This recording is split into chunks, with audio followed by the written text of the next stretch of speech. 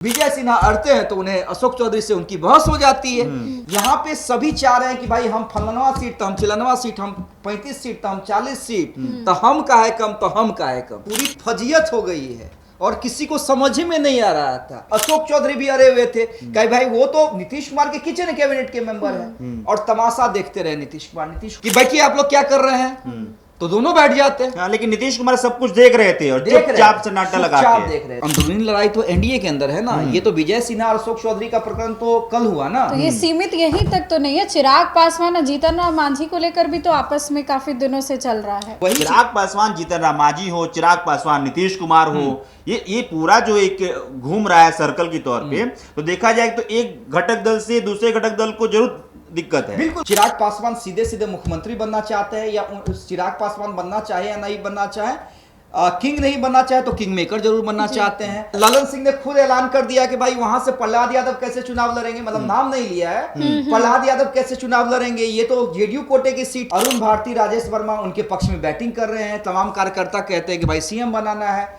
JDU uncomfortable हो रही है। मांझी जी को लग रहा है कि चिराग पासवान प्रेशर बना के लोकसभा की तरह हमको फिर इस बार गच्चा न दे दे। जीतन राम मांझी चिराग पासवान को समझदार नेता नहीं है, भारे की भीड़ बुलाता है। उपेंद्र कुशवाहा भी गाहे बगाए ज्ञान देते रहते हैं। उन्हें निशांत को जेडीयू का कार्यभार सौंप देना चाहिए। क्या तख्ता पलट हो सकता है और क्या निशांत की राजनीति होगी। सिर्फ इतना ही नहीं हुआ है, सिर्फ प्रहलाद यादव वाला मैटर नहीं हुआ है। टेंडर ट्रेडिंग को लेके भी चर्चा हुई है। बिल्कुल, टेंडर ट्रेडिंग को लेकर चर्चा हुई है। जो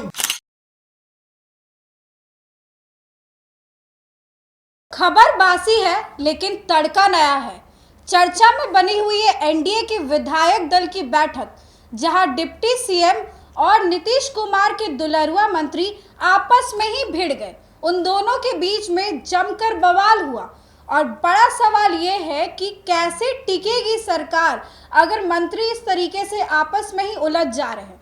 इस मुद्दे पर बातचीत करने के लिए मेरे साथ देशवा न्यूज के channel head Amit Jha sir मौजूद है और मेरे साथ मेरे वरिष्ठ सहयोगी अभिषेक श्रीवास्तव भी है, जिनसे हम जानेंगे कि आखिर क्या चल रहा है एनडीए में। डिप्टी सीएम और मंत्री अशोक चौधरी आपस में ही भिड़ गए और काफी तू मैं होती है उन दोनों के बीच में। सर वो तो हुआ है और जबरदस्त तरीके से हुआ है। कहिए कि भाई पूरी फजियत हो गई है और किसी को समझ ही में नहीं आ रहा था। यहाँ पे आए हैं रणनीति बनाने के लिए कि तेजस्वी यादव जब विधानसभा में घेरेंगे, विधानमंडल दल की बैठक में घेरेंगे, तो कैसे जवाब दिया जाए। और सबसे बड़ी बात है, वो छोड़िए, तैयारी इस बात की होनी है कि अब तो इलेक्शन के मुहाने पे खड़े हैं, तो कैसे कोऑर्डिनेशन बनाया जाए। लेकिन हुआ क्या, हुआ बवाल। और किसके बीच बवाल हुआ। एक जो भाई अपने आप को कहते हैं मैं डिप्टी सीएम विजय सिन्हा, और एकदम देखिए डायलॉग देते रहते हैं ना, कभी कहते हैं एनकाउंटर करवा देंगे, कभी कुछ कहते हैं, कभी कुछ कहते हैं, और अपने आप को समझते हैं कि भाई हम डिप्टी सीएम हैं, डिप्टी सीएम हैं और है भी है। हाँ, और दूसरी तरफ कौन थे, वो मंत्री जो न सिर्फ नीतीश के दुलरुआ हैं, इतने दुलरुआ हैं कि नीतीश कुमार उनके घर पे सुबह सुबह चले जाते हैं नाश्ता करने। नाम अशोक चौधरी। देखिए मामला सभी को पता है, उस मामले को फिर भी मैं हल्का बता देता हूं, उसके बाद चर्चा की हम लोग शुरुआत करेंगे।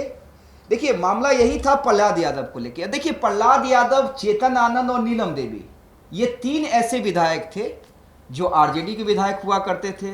एक चेतन आनंद, आनंद मोहन के बेटे, दूसरी नीलम देवी, अनंत सिंह की पत्नी, और तीसरे प्रहलाद यादव। प्रहलाद यादव कोई छोटा मोटा नाम नहीं है, प्रहलाद यादव एक बड़ा नाम रहा है और लालू यादव के साथ लंबे समय तक उन्होंने राजनीति की है। जब इन तीनों ने फ्लोर टेस्ट में पाला बदला, सत्ता पक्ष की ओर जाके बैठ गए। देखिए चेतन आनंद के बारे में तो आभास हो गया था, चेतन आनंद के बारे में, और थोड़ा बहुत नीलम देवी के बारे में भी आभास हो गया था पत्रकारों को कि हो सकता है कि जब फ्लोर टेस्ट की बारी आए तो कुछ खेल होगा, या तो ये लोग एब्सेंट करेंगे या तो पाला बदलेंगे। तो पाला बदल लिया उन्होंने, पाला बदल लिया। लेकिन प्रहलाद यादव के बारे में किसी ने नहीं सोचा था, किसी ने नहीं सोचा था, क्योंकि बेहद भरोसेमंद लालू यादव के माने जाते रहे। जब उन्होंने पाला बदला, सत्ता पक्ष की ओर जाके बैठ गए, तो तेजस्वी यादव का एक बयान याद आता है मुझे, कोई आए या ना आए तेजस्वी आएगा, जब वहां से धोखा खाइएगा तो तेजस्वी खड़ा रहेगा। और ये बस तीनों के लिए, नीलम देवी के लिए, चेतन आनंद के लिए, प्रहलाद यादव ने, तेजस्वी यादव ने दुखी मन से कहा था।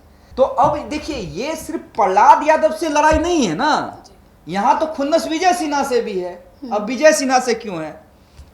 याद कीजिए, विजय सिन्हा जब विधानसभा के अध्यक्ष हुआ करते थे, एगो पुलिस वाला मामला था, विधानसभा अध्यक्ष यानी विजय सिन्हा उस समय बीजेपी विधायकों से अपने फेवर में सवाल खड़ा करवाते थे, ताकि उधर से जवाब आए कि मेरे मामले में, जिस मामले में मैंने ऑर्डर दिया है, उस मामले में क्या हो रहा है। एक दिन भाई प्रभारी मंत्री वीरेंद्र यादव जवाब दे रहे थे और बार बार उस विधायक जो है विजय सिन्हा के कहने पे इशारा था, वो ऐसा सवाल खड़ा कर दे रहे थे कि ताकि अपनी ही सरकार यानी गृह विभाग कटघरे में खड़ा हो जाए। अचानक से नीतीश कुमार अपने चेंबर में बैठे हुए रहते हैं, टीवी देखते रहते हैं, अचानक से वो विधानसभा में इन करते हैं और विजय सिन्हा को बेइज्जत कर देते हैं। पहली बार ऐसा मैंने देखा था कि कोई मुख्यमंत्री विधानसभा अध्यक्ष को बेइज्जत कर रहा है, लिटरली बेइज्जत, कि आपका कोई अधिकार नहीं बनता है कि आप इस तरह के सवाल खड़े करें। मतलब डांट रहे थे नीतीश कुमार अपने चरम गुस्से पे। नीतीश कुमार को इतना गुस्सा शायद ही मैंने इससे पहले कभी देखा होगा। लेकिन ये जो पूरा जो एक विवाद है वो सिर्फ विजय कुमार सिन्हा तक सीमित नहीं है। ये पूरे एनडीए में इस बात का ये है कि भाई पहले एक बार चर्चा हुई कि अशोक चौधरी जहानाबाद पहुंचते हैं, वहां पे एक बयान देते हैं कि भाई भूमियार को लेके, उसके बाद से तमाम चीजें चर्चा शुरू होती है। उसके बाद से कई ऐसी चीजें, कई ऐसे प्रकरण हैं जो नजर आते हैं, जो बताता है कि एनडीए के कई नेताओं से अशोक चौधरी का मतलब आपसी जो एक मनमुटाव है वो बढ़ चुका है। नहीं, अशोक चौधरी, देखिए अशोक चौधरी आप जिस प्रकरण की बात कर रहे हैं उससे तो जेडीयू के कोई नेता भी अनकंफर्टेबल हुए थे। जो मुख्य प्रवक्ता नीरज कुमार है, उन्होंने भी अशोक चौधरी के खिलाफ मोर्चा खोला था, लेकिन वो बयान जेडीयू के अंदर खाने का बयान है। लेकिन ये जो मामला है उसे समझिए, ये पूरे मुंगेर लखीसराय के आसपास की राजनीति है, भूमियार नेताओं की आपसी लड़ाई है।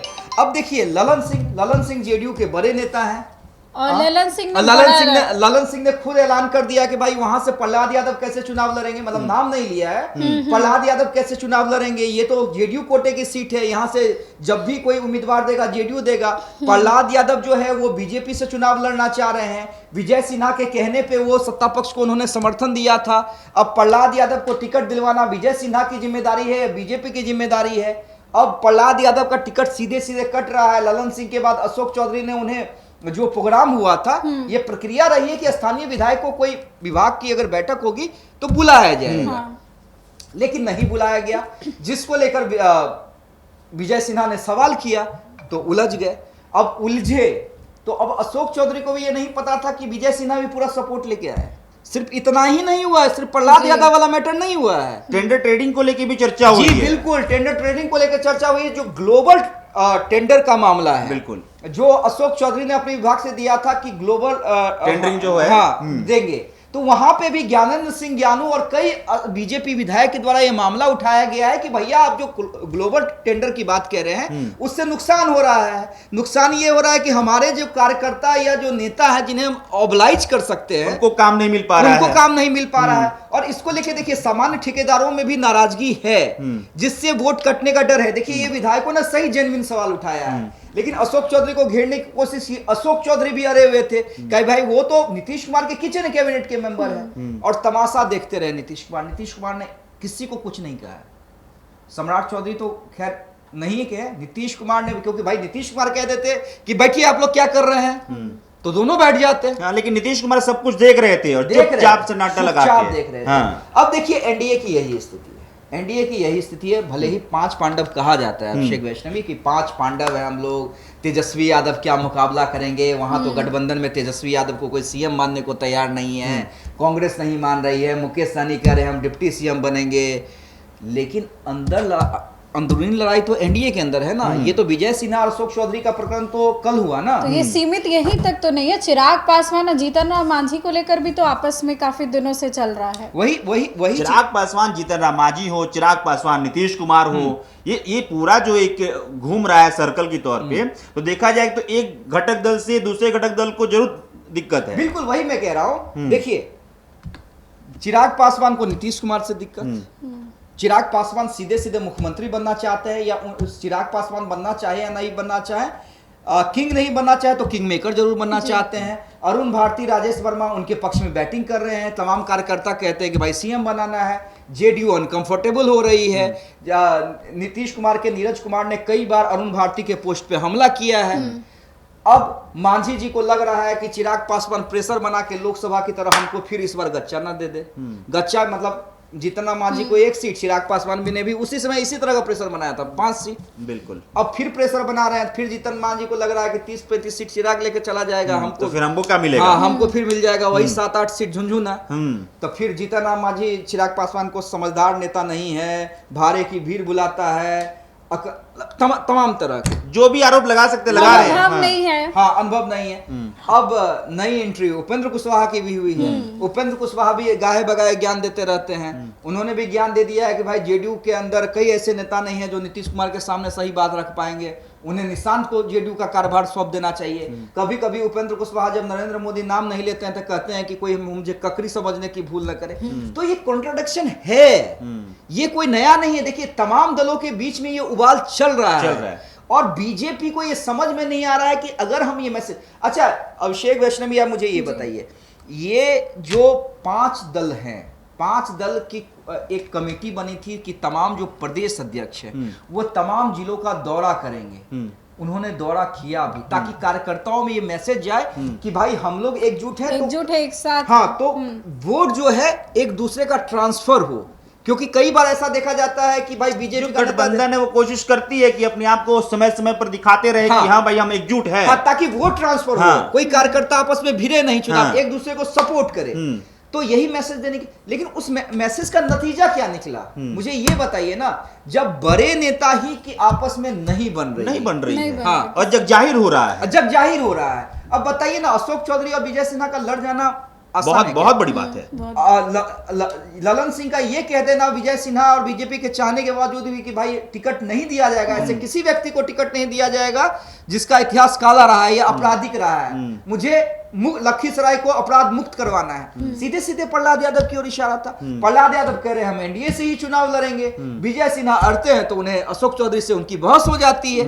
ये तमाम चीजें हैं। चिराग पासवान अपनी राजनीति कर रहे हैं, जीतन राम मांझी अपनी राजनीति कर रहे हैं, उपेंद्र कुशवाहा अपनी राजनीति कर रहे हैं। तो भाई सरकार चलिए खींचतान के 2-3 महीने तो चल जाएगी, लेकिन चुनाव में इसका रिजल्ट क्या होगा, क्या वोट एक दूसरे का ट्रांसफर होगा और क्या इसका फायदा तेजस्वी नहीं उठा पाएंगे, ये एक बड़ा सवाल है। और अगर इसी तरह चलता रहा तो तय मानिए वोट ट्रांसफर होने में दिक्कत होगी। तो अभिषेक जी ये बताइए, जिस तरीके से एनडीए में ये सारा कुछ चल रहा है, तो क्या इसका फायदा तेजस्वी को नहीं होगा, महागठबंधन को नहीं होगा चुनाव आने वाले उसमें? देखिए, चुनाव के समय कई सारे नैरेटिव बनते हैं। किसी भी इंसिडेंट को देखा जाए तो कई सारे नैरेटिव बनना शुरू हो जाता है। अब इस समय जो चीजें हुई, जो ये तू मैं हुआ, उस समय नीतीश कुमार तमाम चीजों को देख रहे थे। प्रहलाद यादव को कह रहे कि भाई जैसे अमित भैया ने बताया कि सारे इशारे में ये कहा गया कि भाई प्रहलाद यादव यहां से चुनाव नहीं लड़ सकते हैं।